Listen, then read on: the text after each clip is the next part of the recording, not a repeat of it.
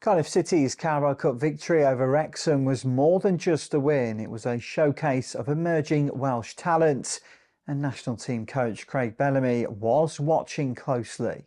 In front of a large television audience, the Bluebirds impressed, bouncing back from a disappointing league defeat at Bolton. Yusuf Salek led the line superbly, scoring the opening goal just 13 minutes in and holding off three centre-backs as Cardiff's lone striker. His energy and goal threat earned plaudits from fans, while his post-match comments dismissing Wrexham's pre-game social media claims of a derby further endeared him to supporters.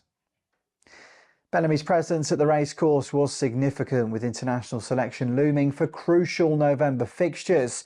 The Wales head coach had the chance to assess several potential squad members.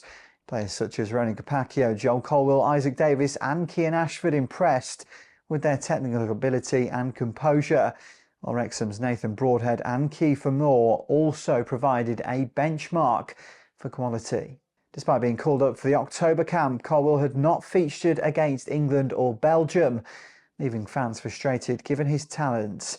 His display against Championship opposition, however, made a compelling case for meaningful involvement in the upcoming matches against Liechtenstein and North Macedonia. Bellamy's focus extends beyond individual brilliance. He is evaluating how young players like Colwill, Salek and Isaac Davis perform under pressure, their ability to link with teammates and their readiness to step up for Wales on the international stage. The Carabao Cup offered a glimpse of what the national team's future could look like.